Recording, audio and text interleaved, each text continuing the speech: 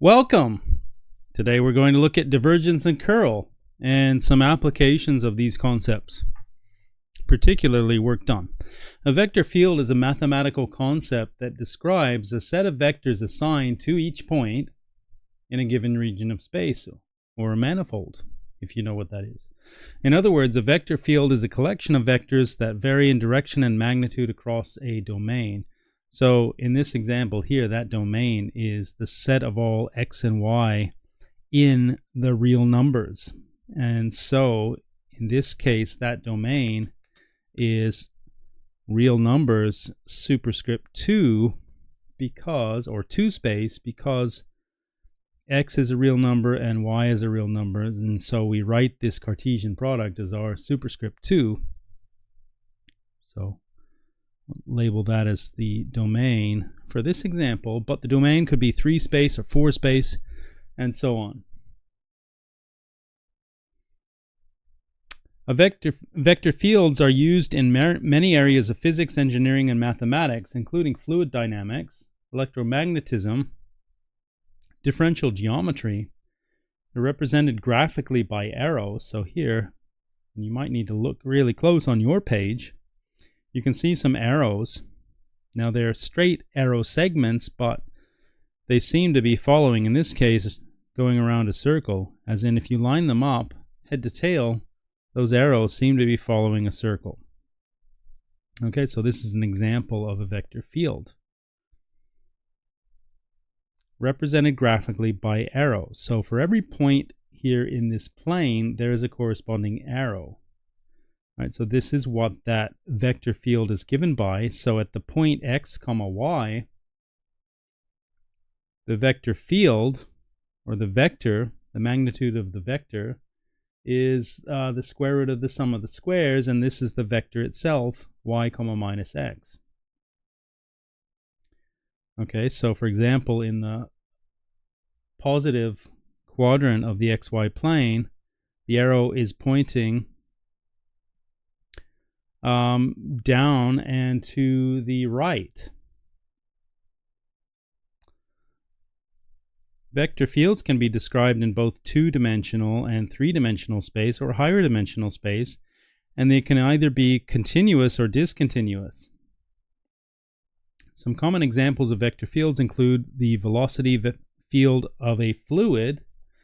And so you can imagine the current in a river, for example, right? So this so if I just sketch, suppose we have a river, you might have current going through like this, and over here it's this, like this, and then suppose it gets swept into a vortex here, for example. Right, so that might be an example of a vector field.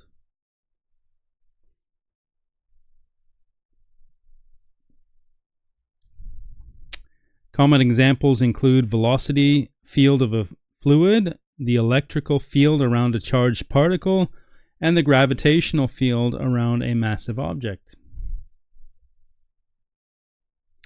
Example 4.1. Consider the vector field F, y comma minus x. This might represent the velocity of fluid particles at a particular position xy in space. Okay, see this figure. So you can see what this vector field, and if you're imagining that as a force field, then a particle might be pushed around in a circle. And it looks like clockwise. Okay, divergence. This is one of our tools for deciding what happens in a vector field.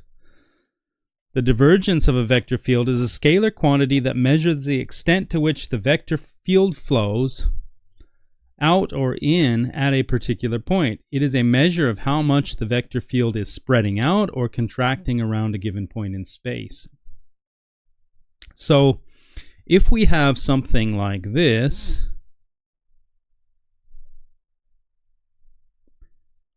where the length of those arrows, or the magnitude of the vector field at a given point, is increasing as you put these head to tail, then this is an example of a positive divergence, right? If they're spreading out when you stack them head to tail. Okay, so it's a measure of how much the vector field is spreading out or contracting around a given point in space. Definition 12, let F be PQR, be a vector field in 3 space. Now recall that del, or the del operator, let's write this del operator,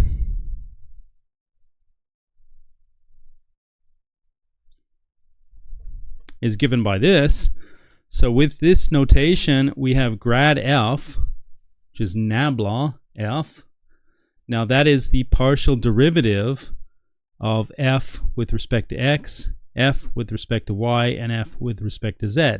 So we're just applying this differential operator to the scalar function F. Okay, and so we have a vector function that contains partial derivatives, fx, fy, fz. And we define the divergence of the vector field as the dot product of this differential operator, the del operator, with uppercase F, the vector field. All right, so if you take the dot product of this, you know, even though this is really not a vector, it's an operator. So these are differential operators inside at the components. All right, so this is kind of a fake vector, but let's think of it as a vector. So we have the dot product here is given by applying this to P, applying this operator to Q, and this operator to R, and then adding those together. So what we have here, since this is not a real vector, this is just an aid to memory for what div of f is. All right, so that's not a real dot product, but it's definitely an aid to memory to help you remember that div of f is given by this expression right here. If, and so hang on, let's just remind ourselves that f is, because it's way up here, f is p, q, and r, where p, q, and r are functions of x, y, and z.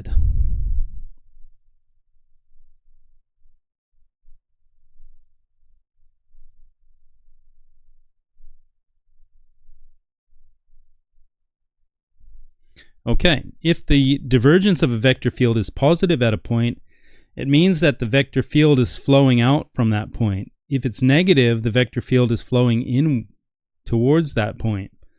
If the divergence is 0, it means that the vector field is not spreading out or contracting at that point. So if you remember the previous page, we had a 0 divergence. So the size of those arrows, when you stack them head to tail, the size of those arrows was not increasing when you stack them head to tail. But away from the point 0, 0, well, those arrows are bigger, but they weren't increasing stacked head to tail. Consider the vector field f equals 3x squared minus 5y, comma 2 plus y. Determine the region in the xy plane where div is positive and interpret that. Okay, so let's take the partial derivatives. So div of f is equal to partial derivative with respect to x of the first one, so the p. So we've got 3x squared minus 5y that we're differentiating, and then we're adding to that the partial derivative with respect to y of 2 plus y. Okay, so let's calculate these and add together.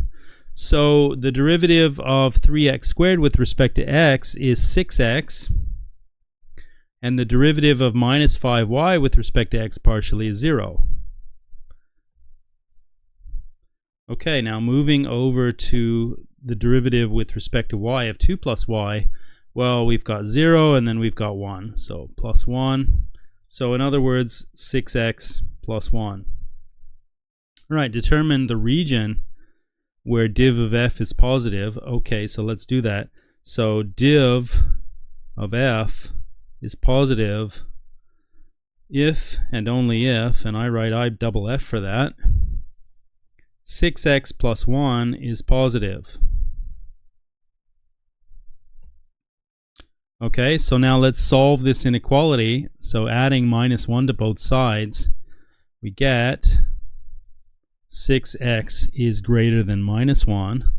Now, multiplying by 1/6 throughout, since 1/6 is positive, this does not change the direction of the inequalities, so we have x is greater than minus 1/6.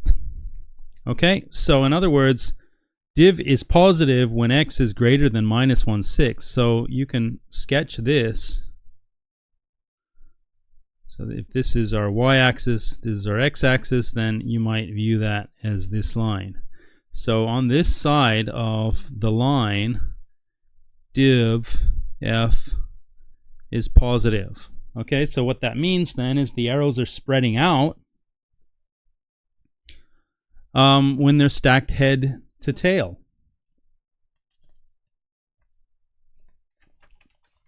All right, so here on the next page we have a diagram of that. All right, so here is our y-axis, and then our x-axis is here, and then this is the solid line here is the line x equals minus 1/6.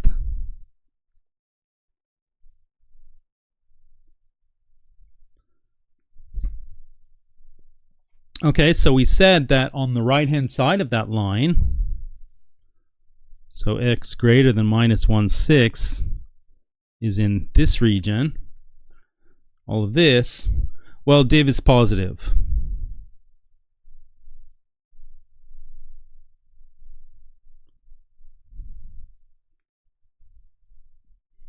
Okay, so let's have a look at the arrows. So here you can see, and then you might need to look at your own printout of this. So the arrows are increasing when they're stacked head to tail, away from this, right? Now, going up here, it's harder to see that because they're pointing towards the line up on top here. But if you look at the size of the arrows, the size of these arrows pointed head to tail, they are increasing in their length, right, on this side. But over here on this side of the line, x equals minus 1/6, the arrows are decreasing in magnitude, stacked head to tail as you go along, okay? And up here as well. So the length of these arrows are getting smaller and smaller. Here, they're getting smaller and smaller. Okay, so over here, we have div f negative inside this region, right? All of this. And here, presumably, div f is 0. And yes, you can see that that would be the case, because if you put in x is minus 1/6, you would get 0 for this. So along this line, div f is 0. Okay, let's move on to example 4.3. Consider the vector field f equals x squared y plus xy cubed minus 5y, comma, xy minus x squared plus 2. Determine the region in the xy plane where div of f is positive and interpret. Okay, so this is a little bit more tricky, isn't it? So div of f is equal to the partial derivative with respect to x of x squared y plus x y cubed minus 5y, and then plus the partial derivative with respect to y of this, so xy minus y squared plus 2. Okay, let's calculate now. So differentiating this partially with respect to x, so we have 2xy for this one, and then we have y cubed, and then we have 0. I'll put a bracket around that to remind me that it came from here. Okay, so now differentiating this term, or this piece, with respect to y partially, well, we have x, and then we have minus 2y, and then we have 0. Okay, so putting this together, 2xy plus y cubed plus x minus 2y. Okay, so where is this positive? So div f is positive if and only if 2xy plus y cubed plus x minus 2y is positive. So what you could do is sub in values of x and y to determine a point in space where this is positive and hence div f is positive. Okay, but I have plotted this for you. So this says in figure 24, this is shown in green. What is shown in green? And these seem to be not quite right. So because this says red, that says green. Okay, so which one is it? Well, if we just choose, looking at the numbers here, that's a 5, that's a 5. So here, at the point 5, 5, I can see that if I sub in 5 and 5, 2 times 5 times 5 is 50. 5 cubed is 125, so we're at 175. Plus 5 is 180. Minus 2 times 5 is 10, so 180 minus 10 is 170. Well, that's positive, right? So this is the region, and it's slightly more gray. So this is the region where div f is positive inside here. And so it's negative on this side, and it's negative in here.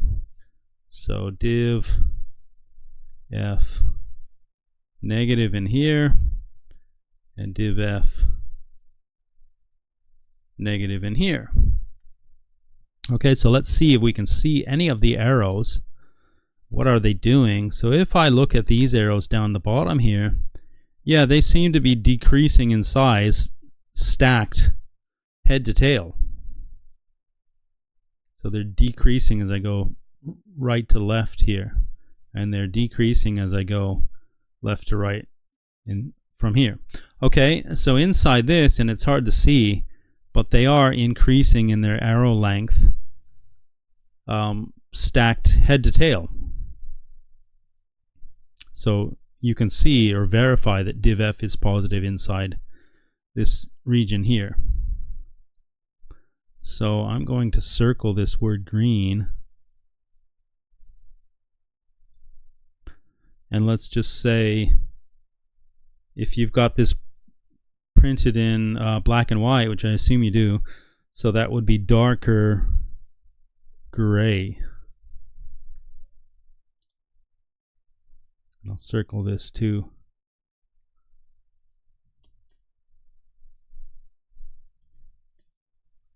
All right.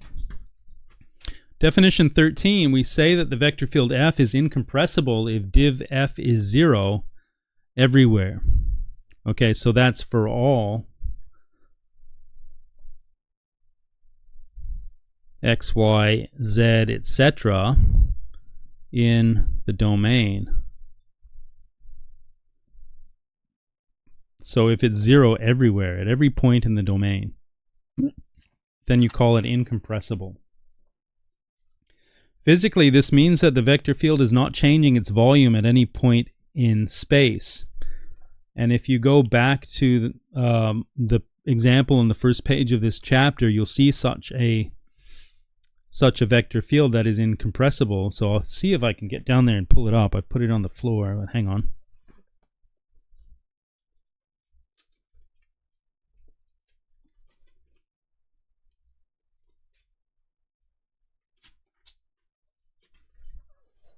Here we go.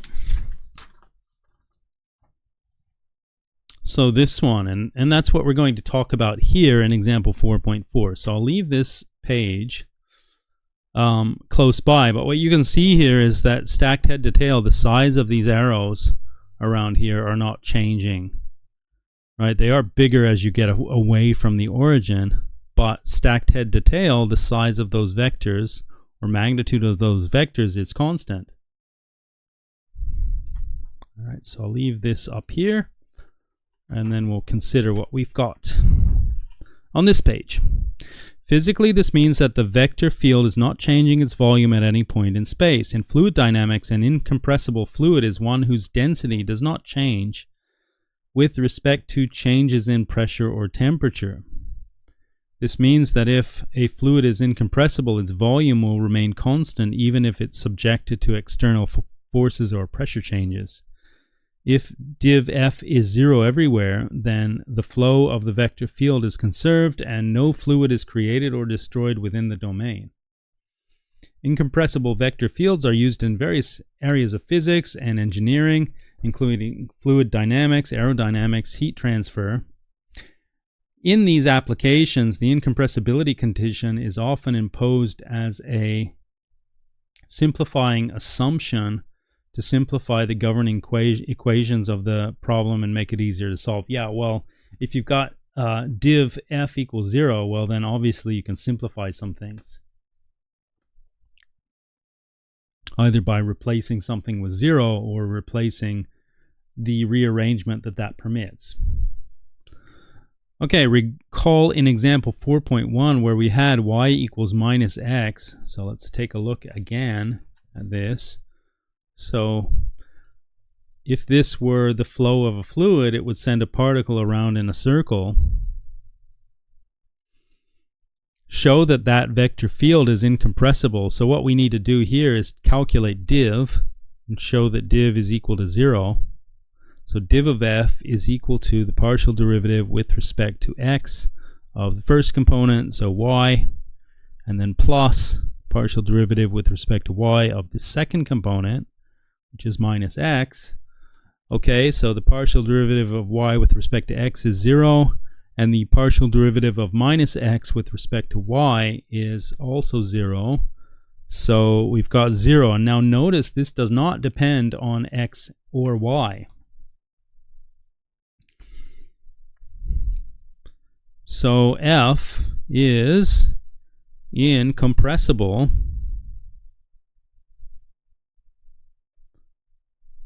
since div F is equal to 0 for all points x and y in 2 space, or for all real numbers x and y. All right, now let's just remind ourselves, see figure 2, in case you're coming back to read this later. Sorry, 22. And so what does that look like? Well, around a circle, now you've got to draw straight arrows. This is a bit hard to do because you're thinking about a circle, right? And of equal length.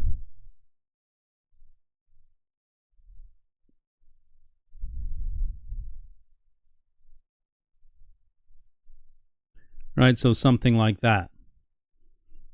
So equal magnitude of vectors F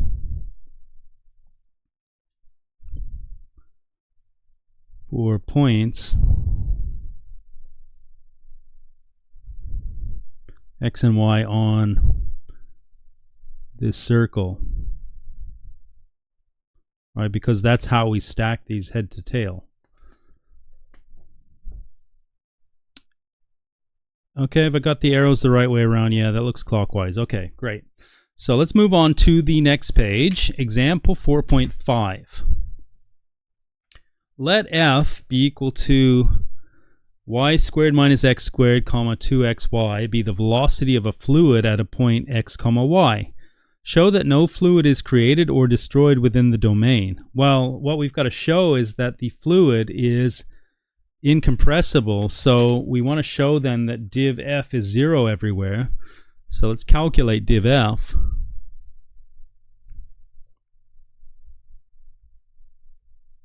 Y squared minus x squared differentiated with respect to x partially plus the partial derivative with respect to y of 2xy. Okay, this part goes to 0, right? The derivative of y squared with respect to x partially is 0. And then differentiating minus x squared, we get minus 2x. Okay, moving on to this. The partial derivative of 2xy with respect to y is 2x. Okay, minus 2x plus 2x is 0. So yes, it is incompressible.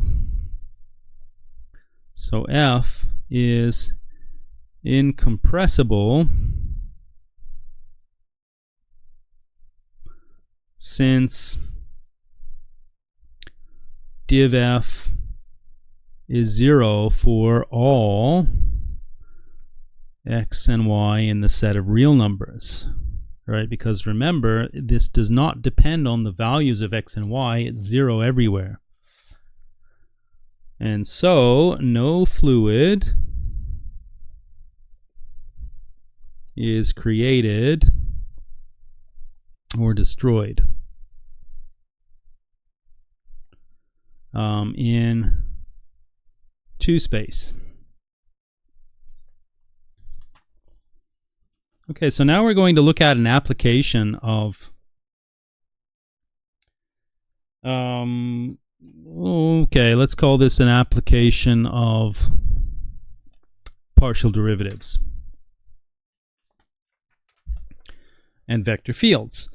A conservative vector field is one in which the work done by a field on an object moving along a closed path is 0. Okay, so on a closed path is 0. So for example, if we had a vector field that looks something like this, and then you're asking, so for example, if this is the current of a river, right? And this is the magnitude of the velocity of that river at any given point. So if you were trying to push, I don't know, a fairly heavy boat from this point to this point, so there would be work involved in pushing that upstream. All right. So this is what we mean by work done. It's a measure of energy, of how much energy it takes to move something from there to there, for example. Now, what this is saying is a conservative vector field F is one in which work done by the field on an object moving along a closed path, any closed path, is 0. So if we're pushing this boat along a closed path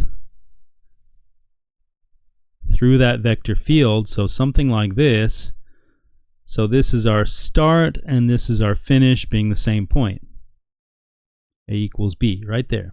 Okay, we start here, we push that heavy boat through the current, so here there's a bit of work to do to get it, say, to this point, right? But then when we continue along that closed path, it gets easier because the current helps. Okay, so to push it around this loop, being a closed path, 0 work because we expend energy going this way, but we gain energy going this way in terms of work done. In other words, the value of the line integral of the vector field over a closed curve depends only on the endpoints of the curve and not on the shape of the curve itself. So this is slightly premature because we haven't studied line integrals yet. We will in chapter 6. But it does give you an application, or an immediate application and motivation for vector fields. Okay, so assume the force F in 3 space is applied to an object, depends on the position of the point in 3 space, and the force moves the object along a curve C. So something like what we've got up there. Then the work done in moving the object is given by this integral equation. So the work done, uppercase W, is the integral along the path C of the vector field F dot dr. Now, dr is just dx, comma dy, comma dz. Okay, but we can introduce via substitution a dt. So in other words, we can parameterize this. expressing it in terms of dt. Yep. And so we have this dot product is the dot product of f with dr on dt. Now r is a vector function of x, y, and z. So r of t is equal to x as a function of t, y as a function of t, and z as a function of t. So if you can write the vector r in terms of a single letter t, then you have parameterized that vector r. And so this is what the work done is in equation form, and that's how you calculate it. If the work done in moving the object from A to B is independent of the path taken, then we say that f is conservative. Okay, independent of the path taken. If it's independent of the path taken, then it's conservative. So going back to this, if it didn't matter which path I took, I get the same work done, then it's conservative.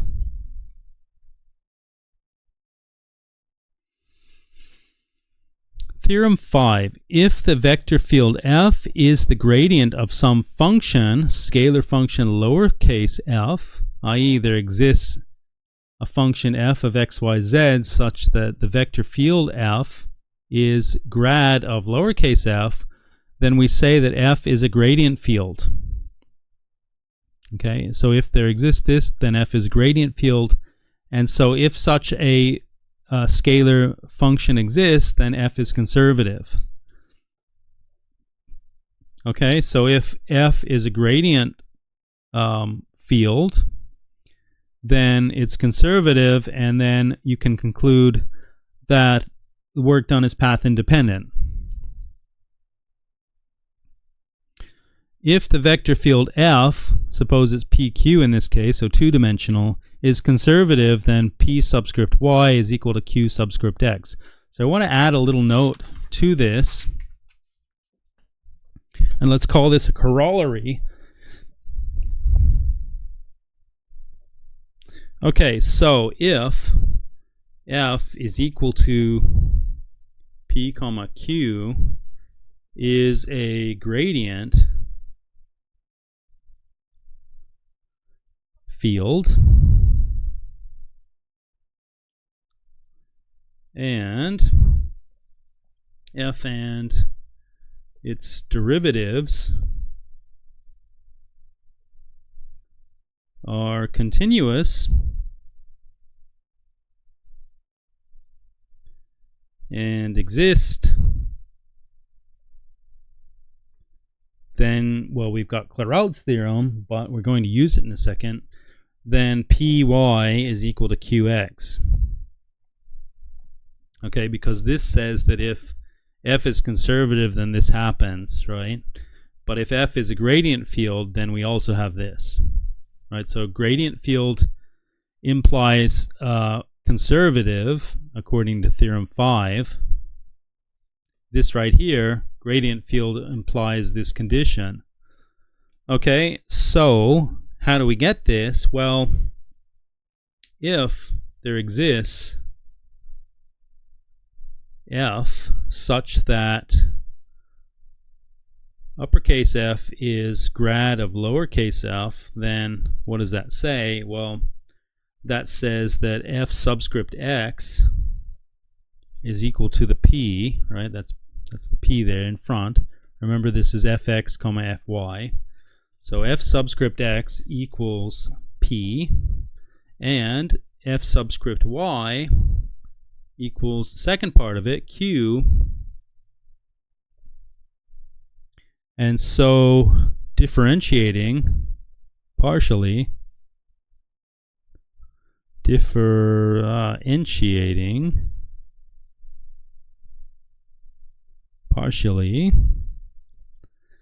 we have f subscript x y. So we're just differentiating this line with respect to y partially. So we have p y, and then doing the same thing with this with respect to x. So fyx is qx. But if it meets these conditions, then Clairaut's theorem holds. So by Clairaut's theorem, fxy is fyx, and so what we see then is py is equal to qx. Okay, so let's talk about this a little bit more. So if I have a vector field, something like this, and you've got function here, now does this give me a test? Well, kind of. Okay, so the test would be to take partial derivatives and see whether this holds, and if it does hold, then it suggests that it is plausible that there exists a potential function. In other words, that uppercase f is a gradient field, and so there exists a potential function lowercase f. It suggests the possibility of that, but it doesn't guarantee it,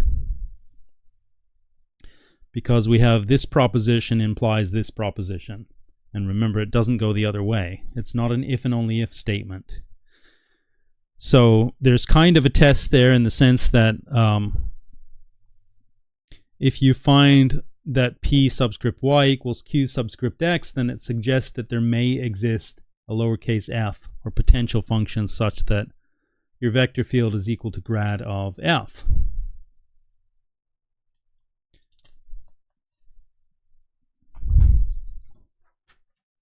All right, example 4.6. Let f equal to x comma y be a vector field. See figure 26, so that's this. Now what do you notice here? Arrows are increasing in magnitude as you go away, lined up head to tail as you go away from this point. And so that looks like the divergence is positive except for at 0, 0.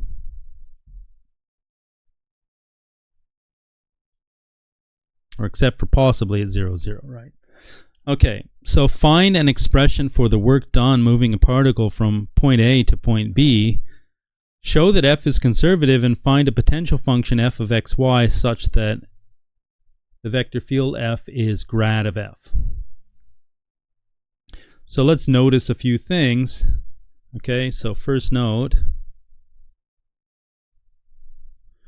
that div of f is partial derivative with respect to x of x plus partial derivative with respect to y of y. So this is 1 plus 1, which is 2, and 2 is positive. Okay, so this is a source.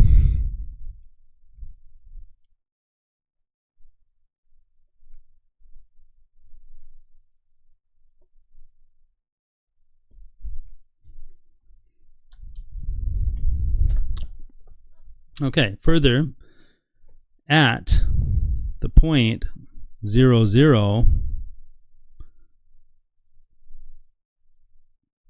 f is the 0 vector, so of magnitude 0.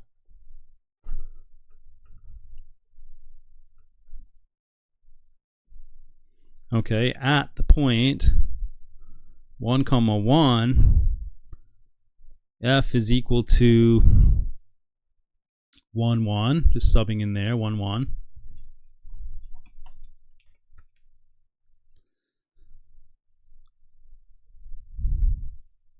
And that has magnitude, the square root of 1 squared plus 1 squared, so root 2. All right, moving on. So dr is dx, dy. F dot dr is x comma y dot dx comma dy. Okay, so taking that dot product, we have x dx plus y dy. And so now we can give an expression for work done in moving a particle from A to B. So the work done is equal to the integral along a path C, but that's from a to b, f dot dr. And so that's the integral from a to b of x dx plus y dy. And so we can break this up.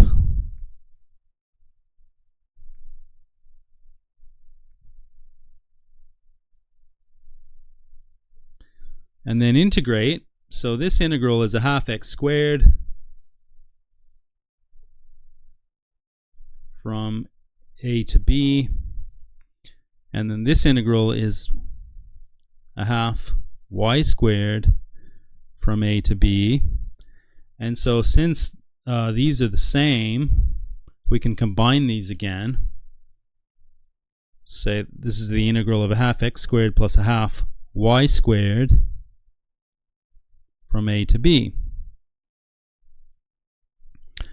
Okay, so now let's talk about whether this is conservative. So you see, this depends only on the points but not the path, right? So it's conservative. So it depends on the points a, b, not the path c. So f is conservative. Okay, now from another point of view, and I guess there's a little bit of space here on my page anyway. You know what, let's put it up here because this is a nicer looking box. Alright, so let's draw a little box.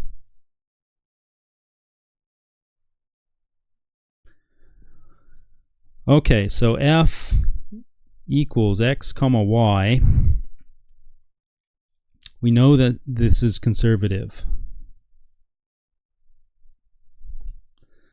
So p is x, right? So p subscript y is equal to the derivative with respect to y of x, because that's our p. And so we get 0 for that, but that's also equal to the derivative with respect to x of y. So that's q subscript x, because this is q, the second component. Okay, so this suggests that the vector field may be a gradient field. So f may be a gradient field. So we seek a potential function. Potential function, lowercase f. Okay, so if there exists a potential function, then what we're trying to do is solve this equation right here for f. All right, well, what does that say?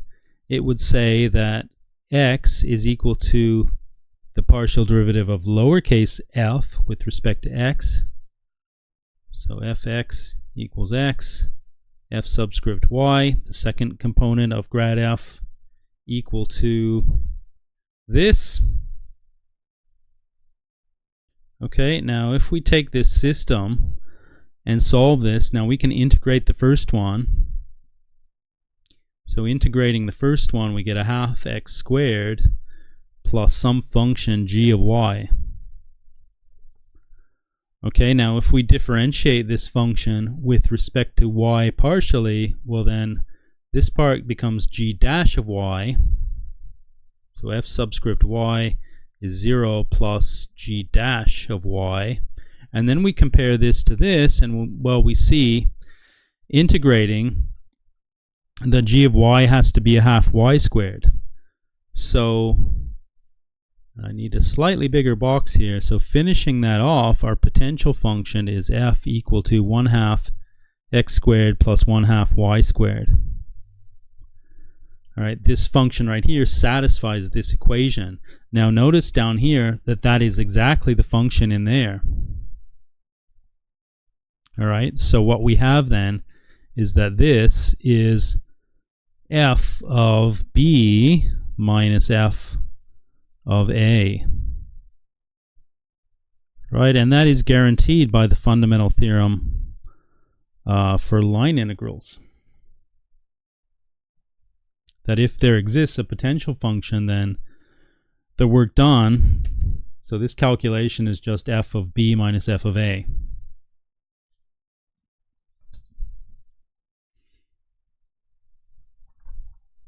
All right, example 4.7. Show that the vector field f equal to x comma y squared is conservative. So what we have here in the diagram is here's a point A, down here is a point B, and the work done from A to B, so if we took this path versus taking this path and moving the particle from here to here through this force field, this would be the same amount of work, right, if it's conservative. So to show that it's a conservative field, we might show that it's a gradient field. And so by one of the previous theorems, if it's a gradient field, then it's conservative. So what we're going to do here is calculate, so py is equal to the partial derivative with respect to y of p, which is just x, so that's 0,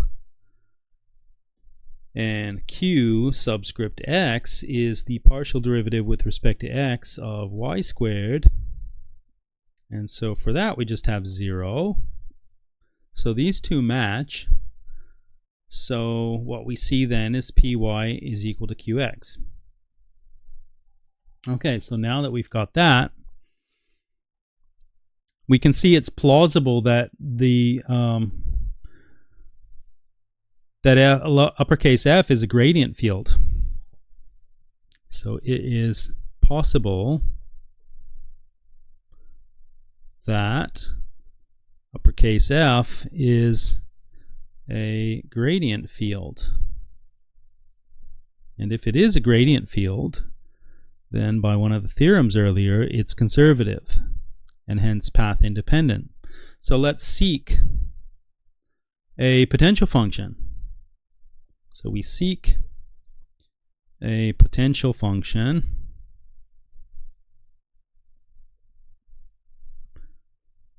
f satisfying uppercase F is grad of lowercase f.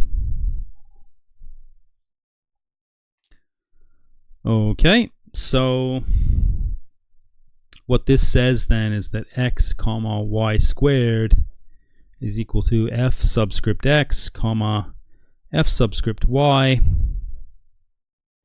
And so, well, I need a full stop there, don't I? So this gives a system. F subscript x is x and f subscript y is y squared. Okay, can we solve this system? Well, yes, we can. So looking at the first one and integrating that with respect to x, let's say integrating first equation, we have f of xy is equal to the integral of x with respect to x. So that's a half x squared plus a function of y. Because if you differentiate this partially with respect to x, well, you get x for this part, and then the derivative with respect to x partially of a function of y would give you 0. So you don't just want a plus c here, you want a function of the other letter. Because even though I've written an ordinary integral, I mean a partial integral, right? This is just the notation for that. Okay, so now we've got f is equal to this, and now what we want to do is take this equation and differentiate throughout left and right partially with respect to y. So we'll say differentiating partially with respect to y, we see then f subscript y is equal to 0, because this partial derivative gives 0 with respect to y, and then plus, because this is a function of only y, we can write this g dash of y. Okay? Now, we've got an equation for f subscript y. It's here. So since f subscript y is equal to y squared, we can match the two of these. So we have g dash of y is equal to y squared. Okay, so now we want to integrate this. So integrating with respect to y, we have g of y is equal to the integral of y squared dy, and that's 1/3 y cubed plus a constant. But we don't need the constant because we're just seeking any potential function, so we can choose our constant as 0 in this case. Alright, so let's use this back up in this spot because we now have an expression for g of y. We would want to check it, of course. So we get f x and y equal to 1/2 x squared plus 1/3 y cubed. Okay, so is that a potential function? Well, take the partial derivative of this with respect to x and you get x. Take the partial derivative of this with respect to y and you get y squared. So yes, it is. So this is a potential function. And so we conclude that uppercase F is a gradient field, since uppercase F is grad of lowercase f.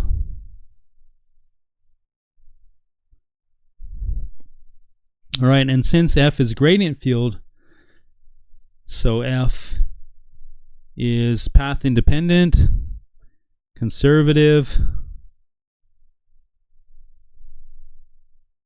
and that's the end of that problem.